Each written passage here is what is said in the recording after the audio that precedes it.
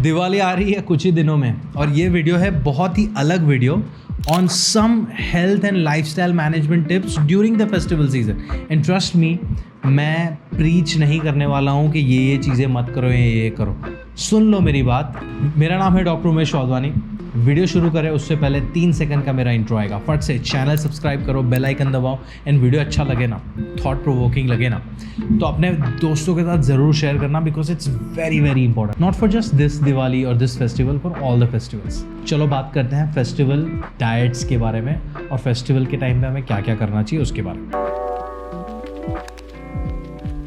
सबसे पहला let's talk about कि फेस्टिवल्स के टाइम पे हमें प्रैक्टिकल चैलेंजेस क्या क्या आते हैं, स्पेशली जब आप एक डाइट प्लान पे काम कर रहे हो या स्पेशली आप एक हेल्थ गोल पे काम कर रहे हो। एक सबसे पहला फैक्टर ये होता है खाना। यार दिवाली का खाना किसको नहीं पसंद है? गुलाब जामुन, वो जलेबियाँ, वो मोतीचूर के लड्डू, वो इतने सारे नमकीन या पकवान जो घर पे बनाए हुए हैं मम्मी के हाथ के, and it's so delicious and it's all over the place. हमारे हर घर के हर कोने में खाना है। We are over surrounded by food, which is one of the challenges.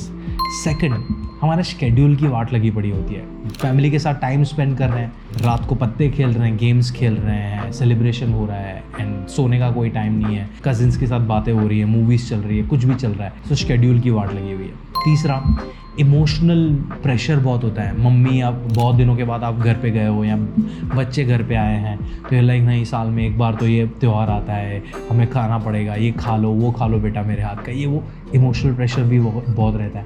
Then हम पानी पीना भूल जाते हैं। देन एक और भी माइंडसेट भी हमारा आता है ना कि यार पूरे साल हम काम कर रहे हैं, साल में एक ही बार दिवाली आती है, तो अभी हम डाइट करेंगे तो फिर सेलिब्रेशन कब करेंगे। एंड लास्ट में होता है कभी कभार अल्कोहल। बाकी फूड वूड तो है ही है, बट अल्कोहल भी becomes a part of our festival celebrations and these are the challenges that we face. Now, what are the dietary outcome or dietary impacts of these things? तो सबसे पहला आता है over consumption of calories, over consumption of carbs and fats. That's the first problem. Second is under consumption of proteins and fiber. Because कोई भी protein या salad खाने नहीं बैठा है, सबको मिठाइयाँ या जलेबियाँ या पूड़ियाँ या पकवान या भटूरे या मिठाइयाँ या नमकीन वही चाहिए हमें। तो कार्बोहाइड्रेट और फैट का ओवर कंजम्पशन हो रहा है, प्रोटीन का अंडर कंजम्पशन हो रहा है। Workout out of the window, मतलब आउटपुट कम हो गया है, इनपुट बहुत ज़्यादा हो गया है। चौथा, sleep is messed up. And पांचवा, बहुत सारे लोग इससे रिलेट कर पाएंगे कि अगर तुम तुम्हारी फैमिली को साल में 1-2 बार मिल रहे हो तो this can be mentally very challenging task. आप अपने करियर पे कहाँ पे हो उनको पता नहीं है, आपकी करियर और उनकी थिंकिंग अलाइन नहीं कर रही है, आप शादी कर रहे हो नहीं कर रहे हो, उनकी थिंकिंग आपकी थिंकिंग अलाइन नहीं कर रही है, आप पढ़ाई में कौन से स्टेज पे हो, आपके एस्पिरेशंस उनके एस्पिरेशंस अलाइन नहीं कर रहे हैं, तो ये कॉन्फ्लिक्ट भी होता है which no one talks about. And I just wanted to address it today कि ये सारे इशू भी हैं। मेंटली भी you can feel challenge and if you are watching this video before Diwali, आपको ऑलरेडी एंग्जाइटी और एप्रीहेंशन है कि यार मैं घर जाऊँ या ना जाऊँ, जाऊँगी तो ये बातें होंगी, ये मेरी शादी की बात होगी, मेरे करियर की बात होगी, मेरी पढ़ाई की बात होगी। And same if you are a parent, you are also worried about the future of your kids. तो ये सारी चीज़ें फेस्टिवल के टाइम पे उभर के आती हैं। खाने पीने में भी उतार चढ़ाव है, उथल पाथल है, और रिलेशनशिप्स में भी उथल पाथल है, सब कुछ होने वाला है। तो what could be the potential solutions? तो पोटेंशियल सॉल्यूशंस में सबसे पहला मैं हमेशा बोलता हूँ, control the controllables. There are certain things जो हमारे हाथ में है, हम उसको कर सकते हैं। क्या नहीं करना है उसके बारे में बाद में फोकस करेंगे। क्या कर सकते हैं? सुबह जैसे आप उठते हो, दूसरे लोग उठे उससे पहले अपना वर्कआउट फिनिश कर लो। हाफ एन आवर 45 मिनट्स के लिए वॉक पे जाके आओ। अगर आप सीरियस हो, 10 लोगों के घर में अगर आप सीरियस हो अपने वर्कआउट के बारे में, तो बाकी लोग नहीं उठ रहे हैं, आप आध पौना घंटा अलार्म पहले लगा के उठ के अपना वर्कआउट फिनिश कर लो। You have started your day on a positive note. उठते ही 10 बादाम और एक आध फ्रूट, अपना जो अनसैचुरेटेड फैट्स और फाइबर का सोर्स होता है ब्रेकफास्ट में, वो आप खा लो। तो आप जो ब्रेकफास्ट होगा ना उसमें ओवर ईटिंग नहीं करने वाले, बिकॉज आपने already fibre and fat rich कुछ खा लिया। Then stock up on protein.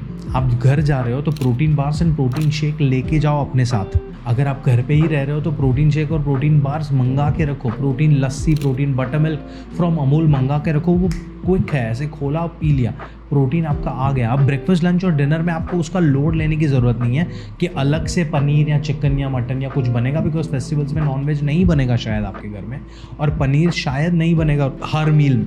तो अगर आपके खाने में प्रोटीन नहीं है तो वो बाहर से सप्लीमेंट में से आ सकता है, उसको एक आध मील में लोड अप कर लो।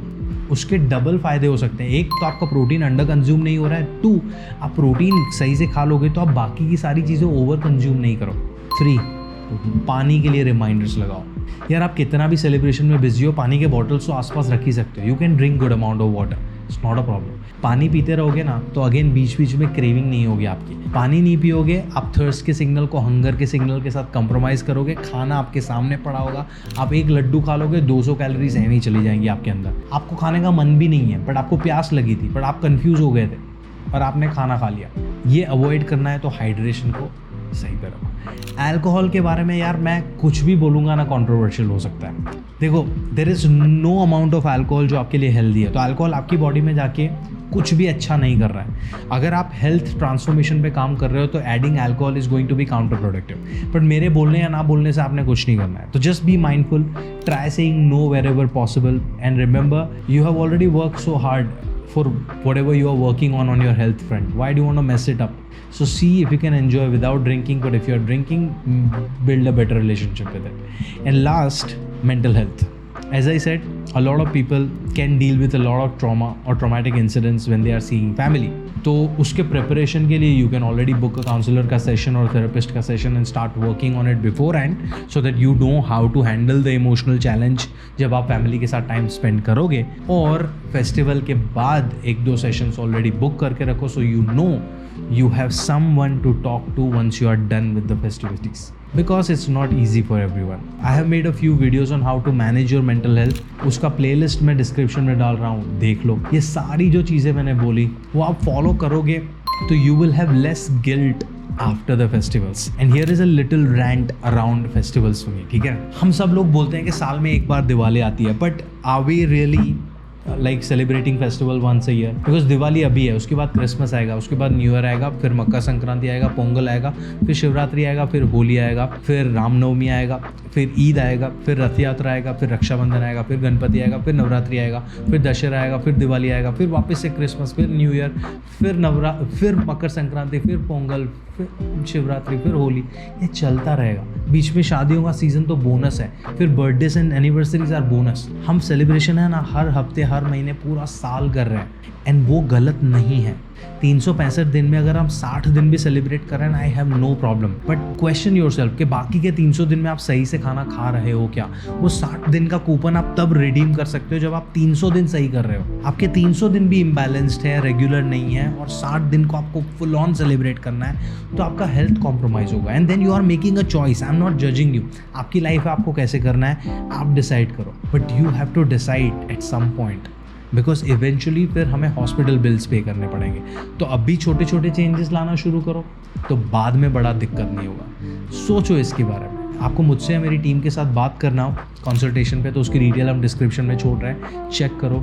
एंड कमेंट्स में मुझसे कुछ सवाल हो तो पूछ सकते हो। मैं आपको मिलता हूँ अगले वीडियो में। तब तक के लिए अपना ध्यान रखो, and wishing you a very happy Diwali and festive season two you and your entire family. And always remember, celebration is a very important and integral part of our lives, but it doesn't mean we do that the cost of compromising our health.